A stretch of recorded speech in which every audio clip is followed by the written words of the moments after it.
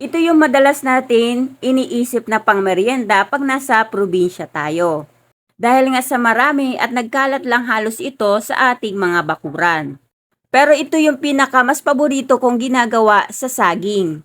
Hindi mo lamang ito basta ilalaga at kakainin na agad. Dahil ang ginamit natin dito ay halos yung hilaw pa. Pero medyo matanda na rin ito. Pag nailaga na natin ito ay atin lamang itong babalatan at isa-set aside lang muna natin. Hinihiwa ko ito ng maliliit na piraso kasi meron tayong gagawin dito. Yung iba, ito yung ginagamit nila, food processor, sa pagdudurog ng ating mga saging. At dahil nga hindi ako nakokontento sa nakikita ko, ay nilagay ko na lang ito sa mortar and pestle o yung ating dikdikan. Dahil wala nga tayong malaking pambayo ay ito yung aking naisip na gamitin. Sa panahon kasi ngayon ay madalang ka nang makakita ng pambayo. Para-paraan lang para makatikim tayo nito. At kung nadurog na nga natin ng mabuti itong ating mga saging ay pwede na tayo maglagay dito ng ating niyog at yung ating asukal. Then yung ating margarine or margarine. Pwede din kayong gumamit dito ng butter kung kayo'y nakakaluwag-luwag. Tansyahin na lang din natin yung paglalagay natin ng asukal para hindi ito masyadong matamis. Then pag nabayo na natin ito lahat ay pwede na natin itong tanggalin. O diba parang gumamit na rin tayo ng malaking pambayo? Kung nandito ka na nga sa part na ito ay interesado kang malaman kung ano ba ang tawag nito sa pambayo sa lugar nyo.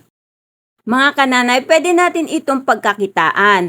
Bali itong ginawa ko ay nilagay ko lang ito sa isang takip at nilagyan ko lang ito ng plastic para magkakaroon ito ng shape pag ito'y ating tinanggal. Tulad nitong ating ginagawa. Pwede nyo itong ibenta ng 10 pesos, ito'y nakadepende sa puhunan nyo.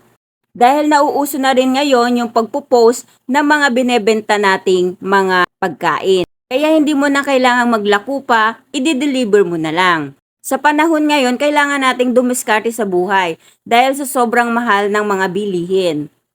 Para mas presentable ito, pwede tayong magpahid ng margarine at lagyan natin ito ng nyog sa top ng ating nilupak. Anong gusto nyo mga ka-viewers? Yung nilupak na saging o yung nilupak na kamuting kahoy? Or yung ating balinghoy? Paki-comment po sa baba. Then, i-like and share nyo na rin po itong ating recipe. Then, paki-follow na rin po mga kananay yung ating FB page, yung ating TikTok, at yung ating YT. Salamat sa panunood. God bless everyone!